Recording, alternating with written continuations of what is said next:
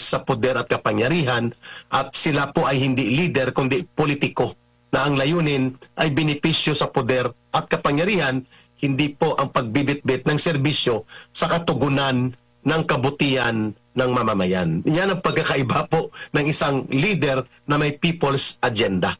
Yan ang wala. Kaya sa survey na inilabas po ng iba't ibang socio-political survey groups, talagang politically isolated si Marcos sa realidad ng social and economic realities sapagkat hindi yun ang kanyang interes kundi poder at kapangyarihan. Hindi lahat ng kriminal ay madadala mo sa tough talk. Ano ngayon ang nangyari?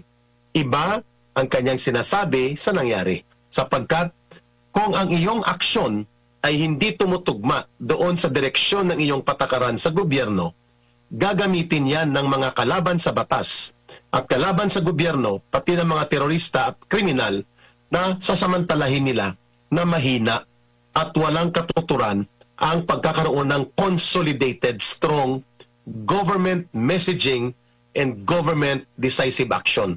Iyan ang nawala sa gobyerno ngayon ni Marcos. Kaya saan ka nakakita, Brother Admar? Brother Franco? Nagkaroon ka ng scripted, ang gobyerno ni Marcos na alitagtag drug trade o drug checkpoint accomplishment, biglang naglaho na parang bula. Nasaan ang 2 tonelada na sinasabi nila na shabu? Nasaan na yung the biggest drug haul na yon? Wala nang driver, wala na ang mga body of evidence, wala na mga case follow-up. Therefore, the messaging is very clear. Niloloko mo ang taong bayan. Kapag niloloko mo ang taong bayan, information now becomes a tool of deception rather than becomes a reinforcement to government decisive action. Yan ang kaibahan sa panahon ng previous government at sa kasalukuyan sapagkat gawa at aksyon ang ginawa ay tama. Ito ngayon, gawa at aksyon pero hindi totoo, puro lang diskarte na pang press release. Kaya ang taong bayan hindi na naniniwala. Eric, at makikita natin ang kabuuan. Lahat, corruption, everything nangyayari sa ating bansa ay talaga naman palubog na tayo. Idagdag mo pa yung nangyayari ngayon, ang pagsabotahe sa ekonomiya gamit ang Communist Party of the Philippines, ang kanilang mga representatives. Yung kalagayan ng ating bansa ngayon, di ba, bagsak na at mabagsak ng pabagsak. Gaano ka-importante yung role ng ating mga kumakandidato ngayon? Gusto ko dalhin ito dahil ayusin natin Pilipinas rin ang ating programa na ito. Kung magkakaroon tayo ng mga senador na kagaya ni Pastor Apollo C. Quiboloy, Rodante Marcoleta at iba pa, kung magkakaroon tayo, may talaga tayo sa Senado ng mga ganong uri ng mga leadership, gaano kabilis yung pagbabago o anong tulong ang magagawa agad nito sa ganitong uri ng lubok na ekonomiya ng bansa? Eric. Ay, napakalaking bagay po na magkaroon ng solid victory. At least sa senatorial level candidates. At least man lang 9 or 10 ang may panalo natin. Or higit pa. But of course, ang realistic yata, kaya natin kumuha ng 9 or 10 Doon naglalaro, no? Mahalaga po na makakuha tayo ng solid victory sa Senate elections na ito or national elections for senators sapagkat magiging balanse po yan or that will serve as a balance of political equilibrium ang Senado na magkakaroon po ng pagpupuna na totoo, magkakaroon po ng independent political programs na pwede pong i-challenge ang mga kapalpakan na programa at direksyong ginagawa ng Marcos government kapag nagkaroon ng majority of independent senators that will include Pastor Quiboloy at iba pang mga kandidato na iniendorso po sa PDP Laban, not only Pastor Quiboloy at iba pa na tinutulungan na rin po ngayon ni Vice President Sara Duterte. Not because of personality, but because of the principles and the balance of political position na kayang bitbitin sa Senado. Napakalaking bagay po kasi nakikita ko, Brother Franco, Brother Admar, in the next 3 years, si Martin Romualdez pa rin po ang magkocontrol at kanya mga alipores ng House of Representatives. Nagiging rubber stamp yan at nagiging House of political bribery and political corruption kasi ginatupag dyan, pundo, hindi programa. Ayuda here, ayuda there, kulimbatin ang kaban ng bayan, abusuhin ang poder ng gobyerno para sa political game plan na manatili sila sa poder through political bribery, political corruption, and state terrorism na selective at mga opportunist alliances and opportunist dealings with criminal and terrorist groups kagaya ng CPP, NPA, NDF. So sa House of Representatives, ano na yan, given na magaganap pa rin yan after 2020, after the May elections. But in winning a solid victory of at least 9 or 10 senatorial lineup of candidates that include the moral and righteous programs na bitbit ni Pastor Kibuloy, zero corruption, death penalty to heinous crimes including plunder of public funds at mga kahalintulad at including ang pagpapatupad ng anti-terrorism law na itutulak sa Senado na hindi dapat pabayaan at ang pagbibitbit ni Pastor Kibuloy ng programa kasama ang PDP Laban candidates ng social justice, peace and security. Yan po ay napakalaking tulong na magkaroon ng equilibrium of political transformation sa Senado laban po sa kabulukan ng rubber stamp Congress ni Martin Romualdez at sa abuse of power ng Marcos government. Kung hindi po yan mangyayari, nako, we are going to the dogs. Sabi ng ilang political observers, ang bansa natin ay palugmok ng palugmok. At kita mo naman, Brother Franco, Brother Admar, mga kababayan, ang Prime Minister ng Singapore, anak yata ito ni Lee Kuan Yew, the great Lee Kuan Yew, nagsalita na kahapon. Ang sabi niya, the world is looking at the full-blown trade war and possibly complications resulting to a more dangerous global situation in the next 1 year or 2 years from now. Ibig sabihin po, ang 17% tariff of Philippine exports to the US market ay napakasakit po yan. Sa Singapore, 10% lang ang ipinataw ng US. Sa Pilipinas, 17%. Sa China, 64% na.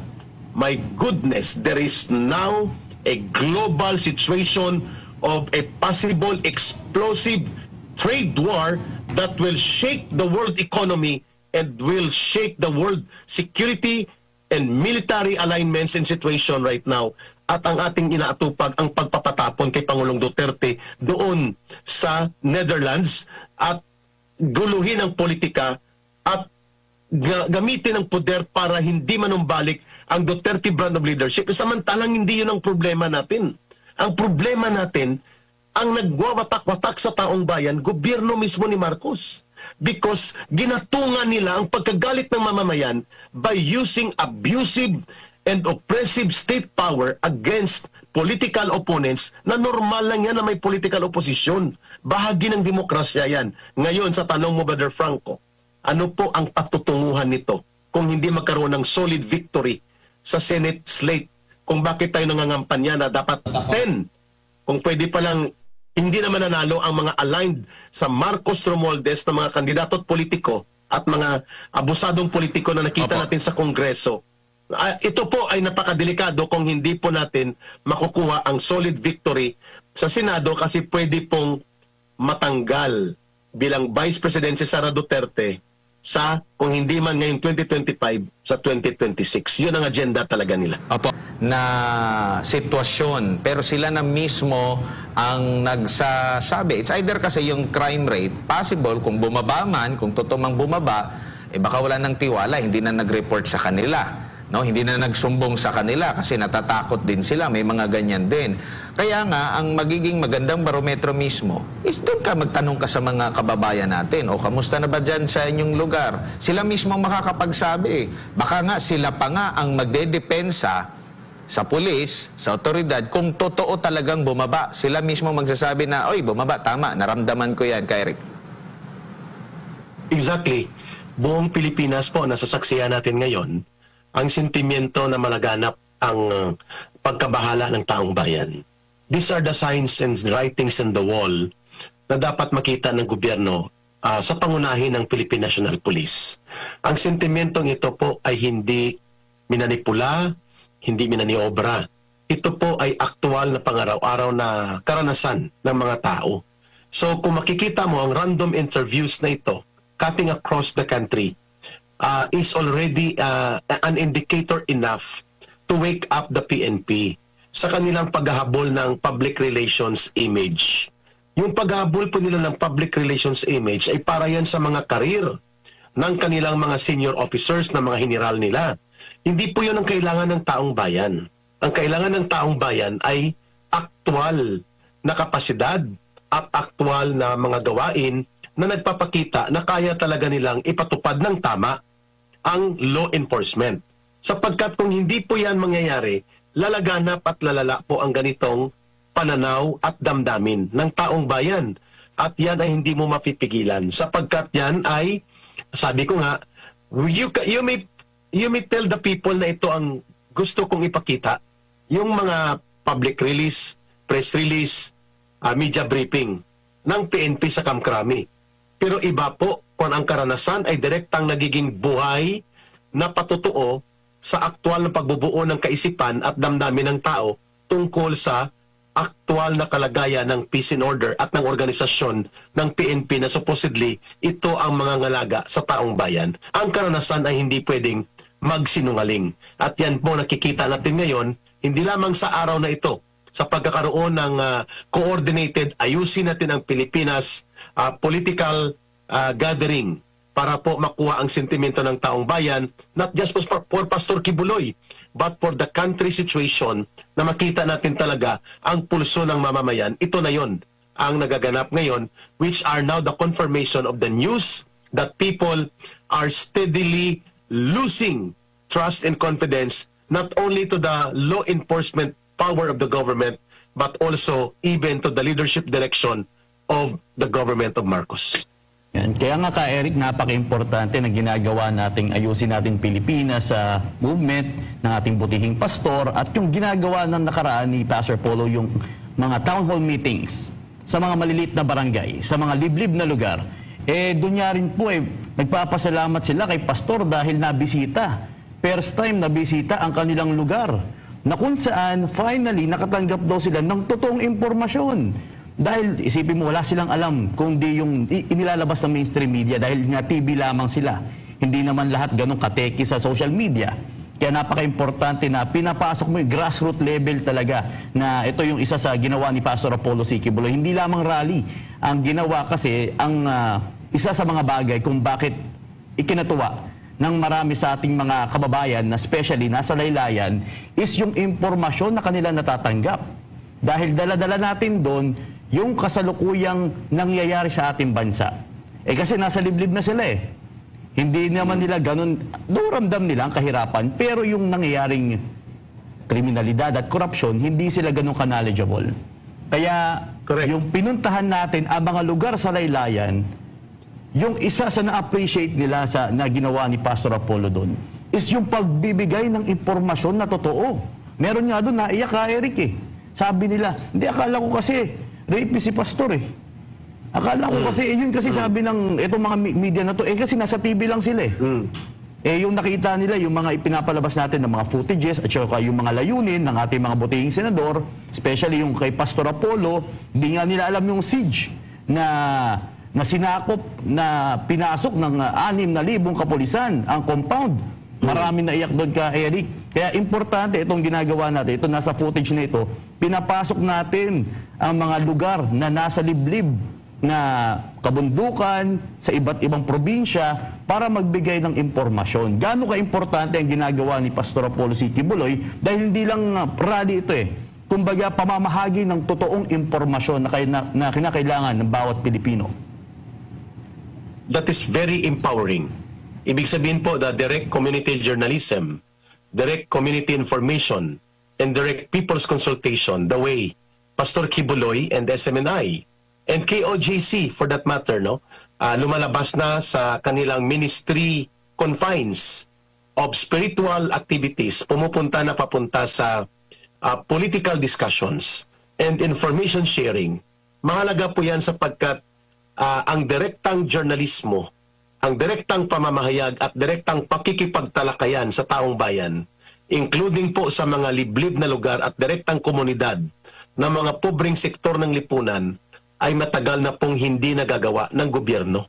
At yan ngayon ang ipinapakita ng programa and political campaign style ni Pastor Kibuloy At sana yan din po ang ma-adapt na ng iba pang kandidato na nagbibitbit ng programang alternatibo sa mabuting pamamahala. Ang direct people's consultation and direct dialogue, like what I call direct community journalism, is very empowering to the people. I like that. At sana po, kapag si Pastor Kibuloy ay mailuklok bilang senador ng Republika ng Pilipinas, magiging batas po yan na magiging regular o magiging programa ni Pastor, kung hindi man maging batas, ang tinatawag na empowerment of the people through correct and truthful information by way of direct journalism, direct community consultation, and regular na dialogo at talakayan sa mamamayan. I like that. Maganda yan, Brother Franco, sapagkat, Brother Admar, ayan na po ang hindi ginagawa ng big corporate media. Sapagkat ang interes nila, ganansya. Ang interes nila, negosyo. Ang interes nila, commercials. Ang interes nila, entertainment.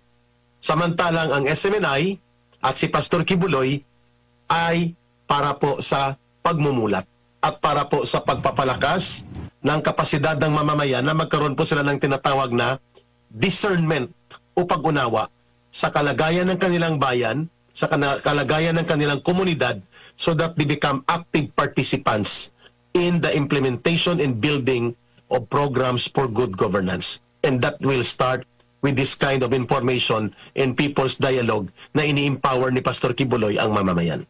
Correct. Tama po, Brother Admar, Brother Franco, mga kababayan. The only candidate, no, without being so very favorable para kay Pastor ang sasabihin ko, pero yun ang totoo.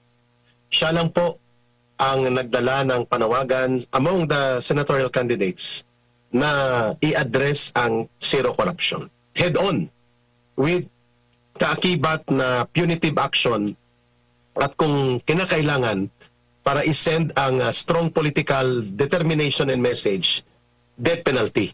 Kung may papasa, siyempre, dadaan yan sa proseso. Birang panukala, I appreciate that.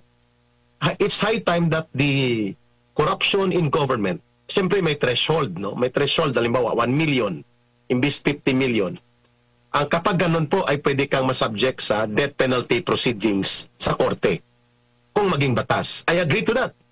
That is sending a strong political statement. Yan ang purpose ni Pastor eh. Dapat hindi natin itolerate ang pangungurakot o pagnanakaw, lalo na sa kaban ng bayan kasi ninanakawan yan taong bayan. I agree to that. Number 2, siya lang po ang nag-head-on na questionin itong very questionable at nakakaawa para sa taong bayan na ginagawa ng Senado at Kongreso. Itong liquidation by certification due to Senate and House Joint Resolution number 10 na pwede kang bigyan ng pondo, may hulog siya sa extraordinary fund or other maintenance and other operating expenses or exigency fund na hindi ka mag-liquidate ng resibo at hindi ka maging required na maging transparent, i-declare mo lang na nagastos ko na yan para sa aking constituents, tapos na. Si Pastor Kibuloy lang po, without being so very favorable personally to him, at tingin ko i-adapt din ito ng PDP laban, na i-question itong Senate and House Joint Resolution number 10 na hindi dapat na ang pundo ng bayan ay pwede mong imanipula. So ibig sabihin po, it's not the confidential fund alone na dapat din i-protect. And it's not about Sara Duterte only when we talk about confidential fund to have integrity and to have the protection against corruption. It is also the practice right now in Congress. At kapag kami din ay makapasok, kung hindi man ako direkta makapasok, kung hindi ako makakuha ng enough seats o numbers of votes para sa 3 seats, isa man lang o dalawa sa ipanaw sambayanan, we will be the co-sponsor of that bill na gustong ipasa ni Pastor, maliban doon sa zero corruption through death penalty framework of punitive action by the government and by the law, ay ang pagsasawala o pagpapalawang bisa nitong tinatawag na Senate Committee and the House Resolution number 10 na dapat ito ipatigil. Every centavo na dapat tinatanggap ng kongresista at senador o sinumang opisyal ng gobyerno open to the public. Except yung valid, legitimate, confidential security and intelligence fund which are sincere and serious na ginagamit for security and intelligence purposes. The rest, dapat open yan. I agree to Pastor Kibuloy. That is more than timely enough para ipatupad yan at sana bigyan natin ng pagkakataon na mangyari yan kung makakapasok si Pastor Kibuloy at ang mga kandidato ng PDP Laban na iniendorso ni Pangulong Duterte at ni Vice President Sara Duterte, Brother Admar. Ano ang nakikita mo na kaibahan sa pagiging leader at politiko? Kasi sabi nga ni Pastor, tatayo siya dyan bilang leader at hindi po politiko. Hindi siya politiko. Though papasok siya sa mundo ng politika, pero ipapakita niya ang kanyang leadership, kagaya ng kanyang klase ng pamumuno na ipinatupad dito sa KOJC, na ipamalas, na ipakita, na iparamdam niya yung first world na parang bansa, no? Na needed natin. Gusto rin niya na ganyan, na meron talagang gumagabay. Ngayon kasi parang meron bang gumagabay sa ating bansa ngayon? Parang ang ginagabayan nila, yung sariling interest na lang nila, ka-Eric. Exactly. That's the difference, tinumbok mo, Brother Admar. Ang politiko, inuuna mo na ang pangsariling benepisyo at interest sa loob ng politika. Kaya pumapasok yan sa gobyerno o politika at naglalaro sa politika kasi may vested interest. Yan ang politiko. Sinong politiko man sa anumang antas, mayroong political and personal vested interest ang lahat ng tao. Kaya nga, ang politiko ay mababaw ang kanyang paninerbisyo o paglilingkod sa tao. Ang leader ay programa at gobyerno ang inuuna para sa tao. At I like that kind of description ni Pastor Kibuloy. He is a leader, not a politician. Hindi naman po masama ang maging politiko. Pero kailangan mo pong i-control pag politiko ka ang vested personal interest. Benepisyo sa pundo, pribilehiyo sa programa at pabor sa gobyerno, madalas ginagamit yan ng politiko. Kaya politiko nga ang tawag. Pero siyempre may elemento din ng public service. Hindi lahat ng politiko ay bulok o nangungurakot. Pero ang politiko, ang kaibahan niya, sa isang leader na tama na dinidescribe ni Pastor, is ang antas ng paglilingkod at ang dedication pagdating po benefit versus sacrifices. Mataas po ang antas ng sakripisyo sa isang leader kumpara sa isang politiko. But a leader that is also a politician is not wrong.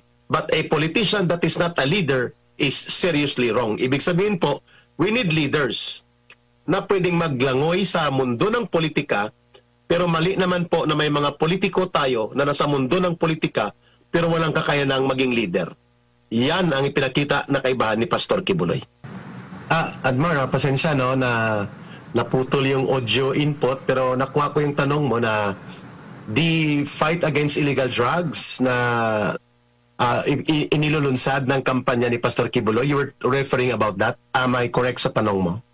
Yes po, kasi halimbawa na lang, no, si former President Rodrigo Duterte, napaka-vocal talaga niya. Kumbaga parang hindi nakasanayan siguro ng mga Pilipino ito noon.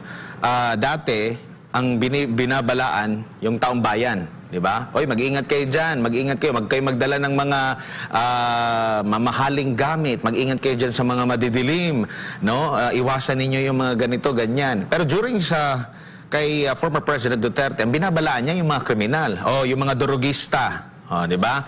Hindi kayo welcome dito sa, dati, no, mayor pa siya, hindi kayo welcome dito sa syudad ko, hindi kayo welcome dito sa Pilipinas, lumayas kayo, umalis kayo. Diba? Tapos, nakita natin, maraming nag-surrender, mga gumagamit ng illegal na droga, at marami ang natuwa dahil sa kanilang lugar. Sila mismo, ako, naririnig ko mismo ito pagkausap natin yung ordinaryo natin mga kababayan, sasabihin nila, nagpapasalamat kami kasi dati dito, tambayan, dito talagang walang takot, gumagamit ng illegal na droga, nagbibenta ng mga ipinagbabawal na gamot, natakot sa naging mga pronouncement ni former President, ni Presidente Duterte. Tapos ngayon, lumalabas dito sa survey na pumapangalawa, gusto nila natugunan itong problema ngayon. Well, ibang setup, ibang sistema ang kanilang ginagawa ngayon na kung pagbabasehan natin itong survey, tila hindi epektibo, Eric. That is correct. Ibig sabihin po, the messaging and the programs must coincide or synchronize.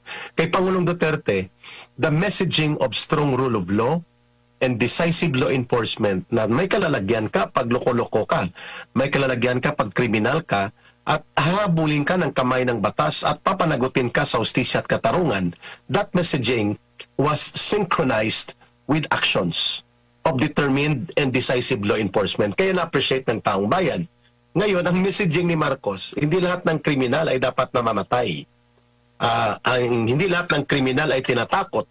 Hindi lahat ng kriminal ay madadala mo sa tough talk. Ano ngayon ang nangyari? Iba ang kanyang sinasabi sa nangyari. Sapagkat kung ang iyong aksyon ay hindi tumutugma doon sa direksyon ng iyong patakaran sa gobyerno, gagamitin yan ng mga kalaban sa batas at kalaban sa gobyerno, pati ng mga terorista at kriminal na sasamantalahin nila na mahina at walang katuturan ang pagkakaroon ng consolidated, strong government messaging and government decisive action. Iyan ang nawala sa gobyerno ngayon ni Marcos. Kaya saan ka nakakita, Brother Admar?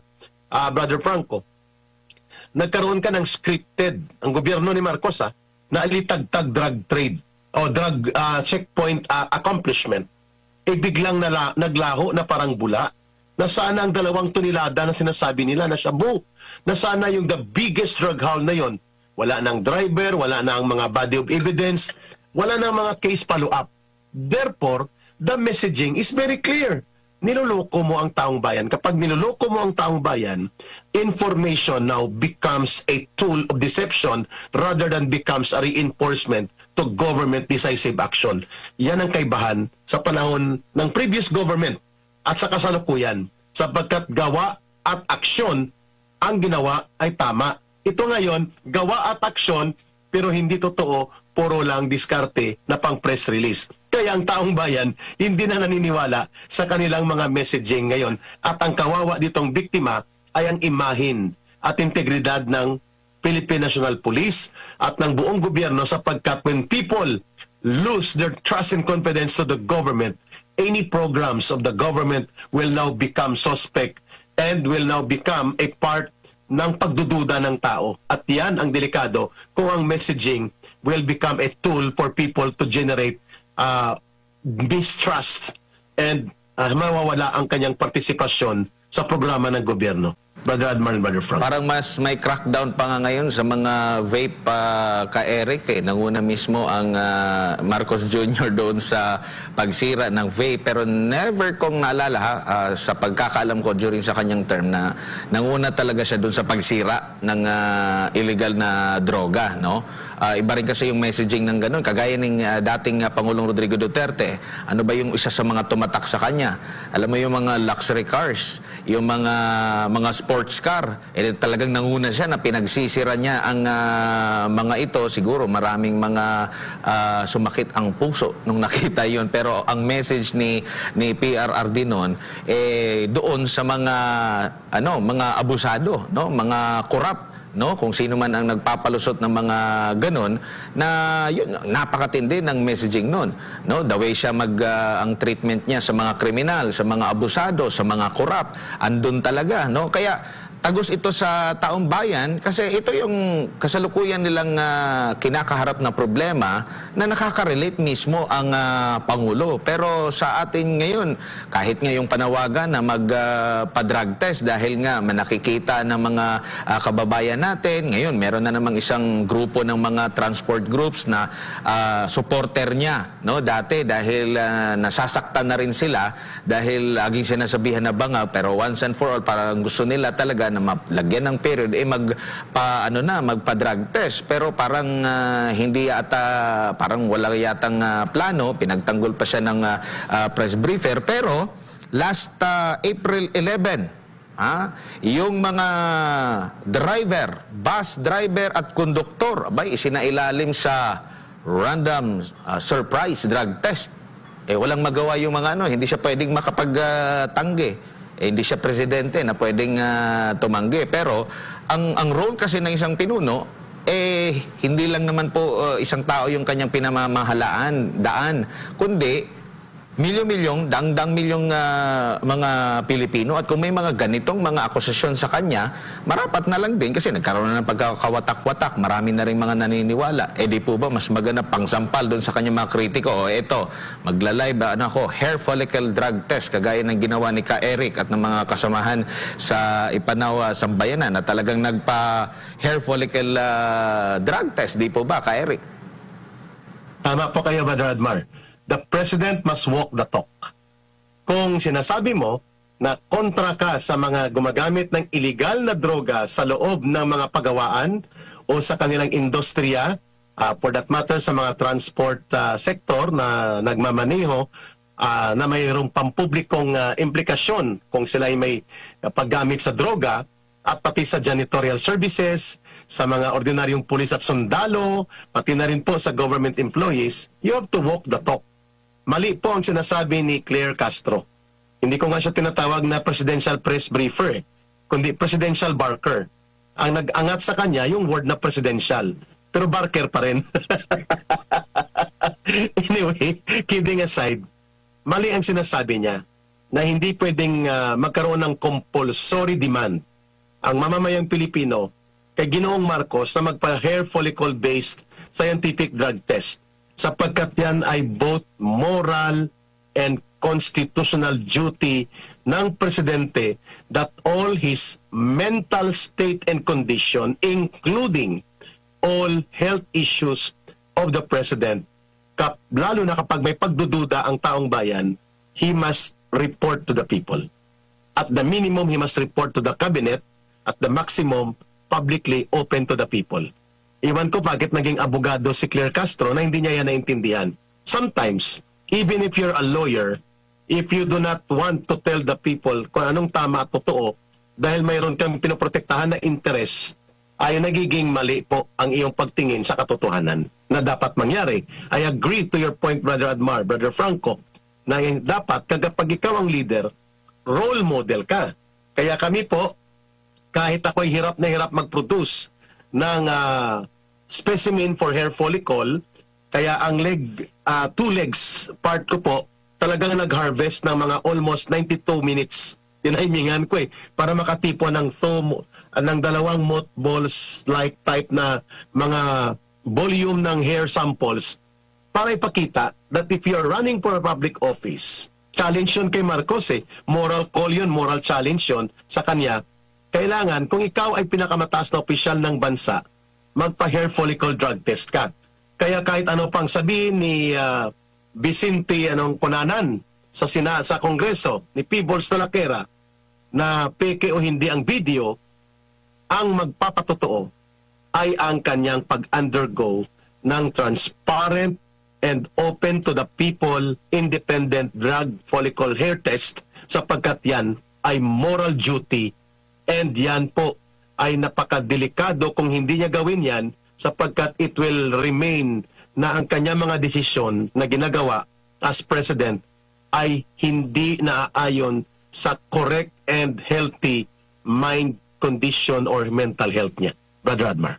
Oo, lalo pat nung araw ng kagitingan, 'di ba, na maraming bigla na lang dumugo yung gilagid ni Marcos Jr. habang nagsasalita, no? So, ang sabi naman ni Yusek Claire Castro na okay naman daw kasi nakita niya na nakakausap daw niya. So, pero nandun yung pag-aalala, no? Mismo nga, 'di ba, may nag-post na isang doktor na parang nag-aalala siya doon sa physical na pangangatawan ng Pangulo, di po ba? And at the same time, para mapatahimik yung mga kritiko din niya, di po ba mas magandang avenue yan?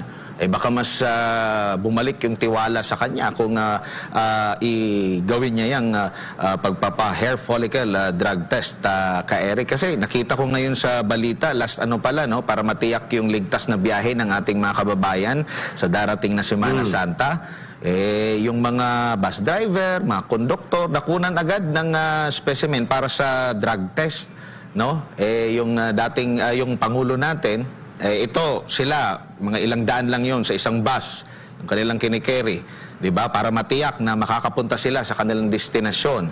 How much more kung 100,000,000 Pilipino, ikaw yung pinakapiloto sa isang bansa, the more na dapat na mapagkakatiwalaan, ka Eric. Correct. Because the decision-making of the President affects the entire country. He is the Commander-in-Chief of the Armed Forces of the Philippines, including the Philippine National Police. Siya ang nagmamando po ng pagpapatupad ng batas. At siya din po ang gumagawa ng foreign relations policies. At siya din po ang nagsisimbolo kung maayos o hindi ang direksyon ng gobyerno. Kasi siya nga ang pinakapinuno ng bansa, ng estado at ng gobyerno. And there are immense power vested sa opisina niya. Ngayon kung ang kanyang mental state ay questionably, ang kanyang mga aksyon ay napakadelikado, not only sa kanyang immediate staff o kabinete, kundi sa buong bansa. Ngayon, it's no longer a question just of legal debates. It's now a question of moral conscience call of the President. Kung gusto mong i-restore ang natitira pang dignidad o integridad sa iyong pagkatao at sa opisina ng Pangulo ng Bansa, the only way for you to do that and to salvage whatever amount of small integrity that may have left doon sa opisina mo at pagkatao mo is to face the people once and for all. Otherwise po, hindi matatapos itong issue na ito at pwede pong, sa tingin ko is high time for the Chief of Staff of the AFP, the Chief of the DND, the National Security Advisor, and the Secretary of Health, and the Executive Secretary of the Marcos government na i-confront si Marcos bilang presidente ng kanyang status of health and they report to the people. Napakahalaga po yan, Brother Admar, Brother Franco, na mag-report sila sa taong bayan. It's not a matter of choice but a compulsory duty to the country. Nakakalungkot, Brother Admar and Brother Franco, na hindi po yan nagagawa. So tayo mananawagan ngayon sapagkat yan ay valid at makatarungang panawagan. And that is why I appreciate Pastor Kibuloy and Pangulong Duterte that when you make a public call, dapat sundan mo yan ng gawa, hindi ng bunganga. Kaya tama lang na dapat panagutan niya sa taong bayan, pag pinili mo maging Pangulo ng bansa, lahat patungkol sa mental state and state of health mo, magiging bukas yan sa taong bayan. Kaya nga may tinatawag na Vice President. Ang tawag sa Vice President, mga kababayan, President in Waiting. Nakalagay po yan sa konstitusyon na sakaling hindi kayang i-perform ng presidente natin ang kanyang functions due to health condition, due to death, or permanent disability, or kahit temporary disability, kaya may Vice President bilang President in Waiting according to the law. Not because gusto ni Sara Duterte na maging Pangulo siya. Yan ang dapat malaman ng mga mamamayan na yan po ay hindi destabilisasyon.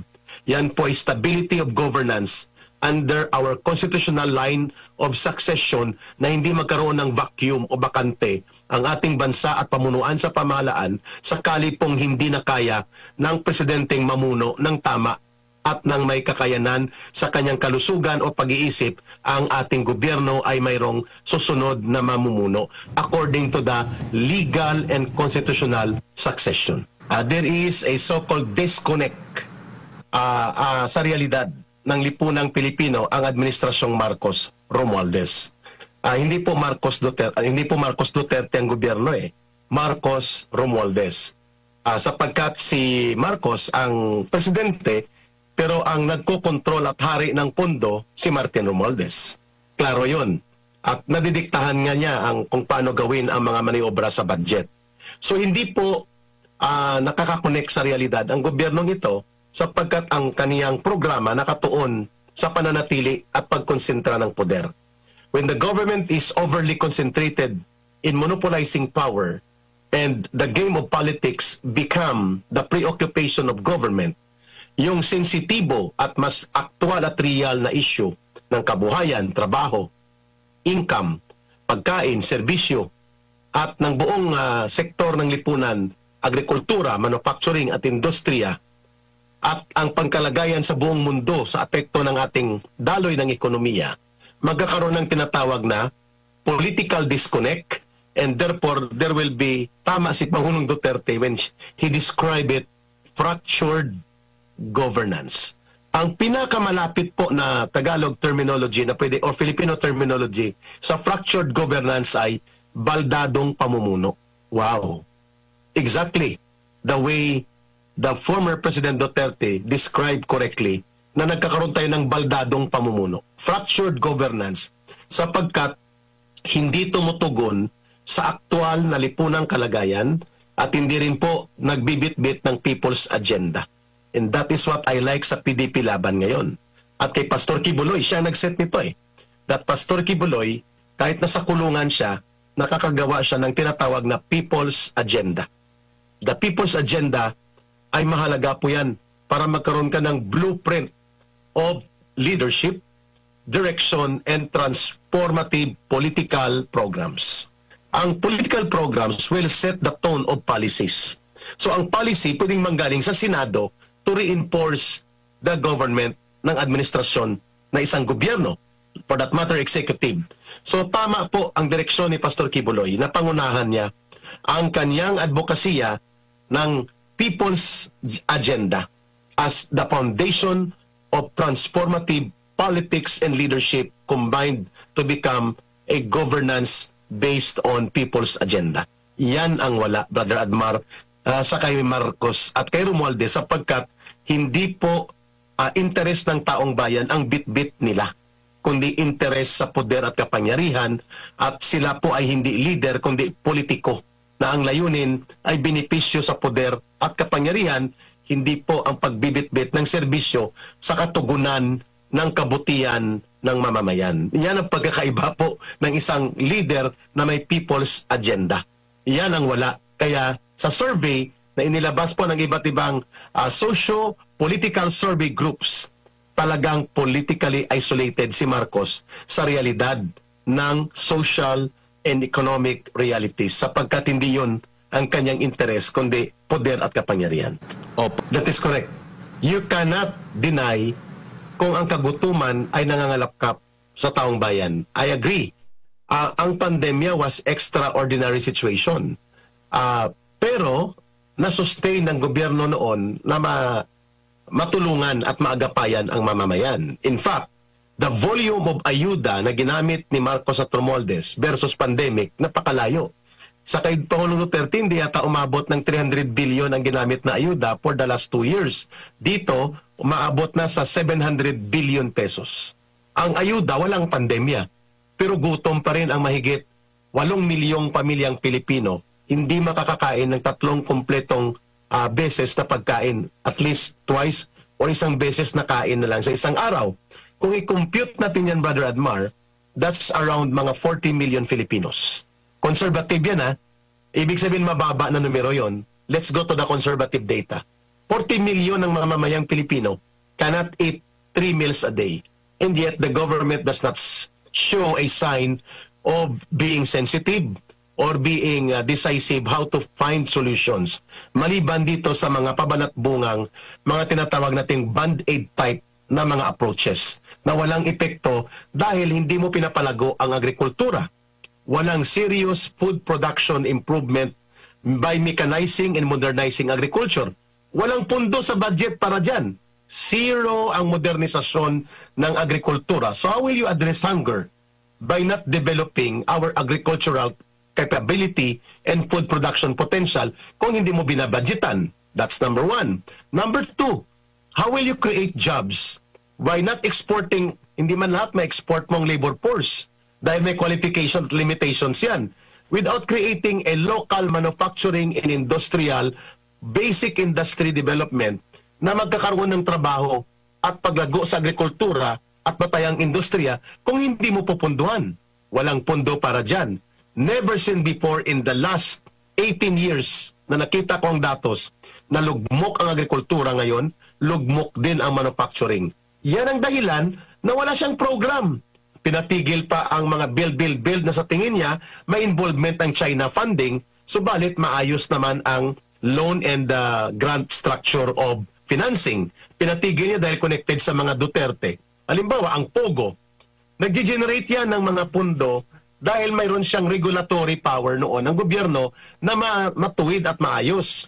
Ngayon, kanilang in-overhaul dahil masama daw ang pugo. Eh di anong nangyari ngayon? Naglipara ng illegal na mga pasugal at ang illegal nagre-resulta po sa mas malawak na komplikasyon sa kriminalidad dahil walang kabuhayan na naililikha.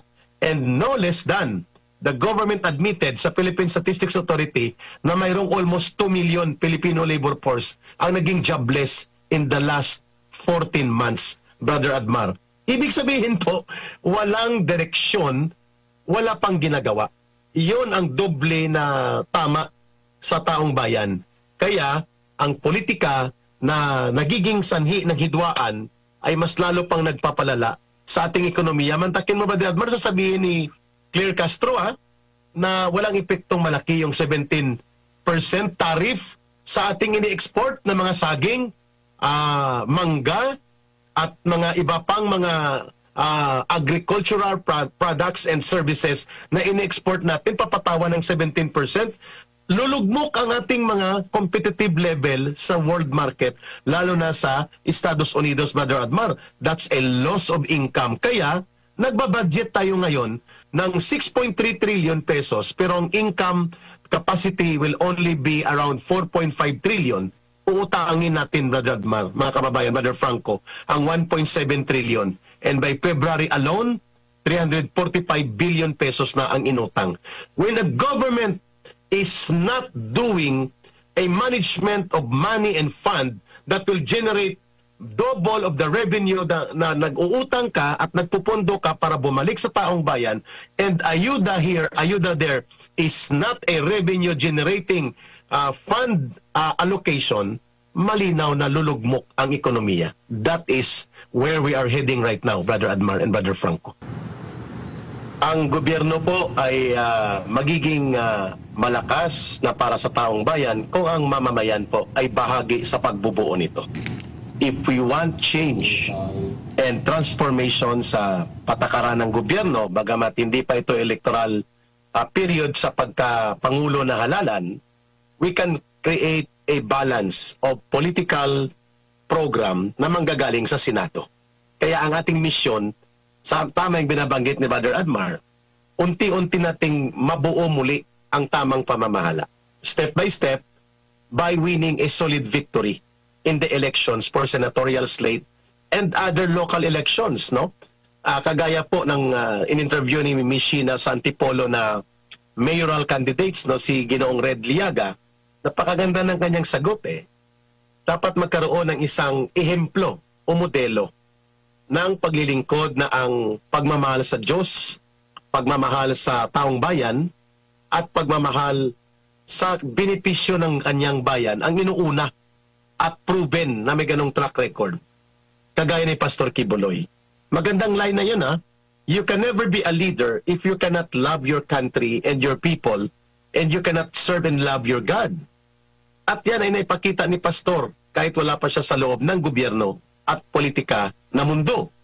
Ngayon, mas lalo po yung bibit-bitin. Kaya ako, mga pagtingin ko kay Pastor, he will be the moral conscience of government, wherein righteousness and people's agenda, social justice, peace and security, and real democracy for the people and prosperity for the country ay mangyayari po dahil magkaroon ng counterbalance of proposed programs and legislation that will encourage the current government ni Marcos na makikinig at mayroon siyang batayan.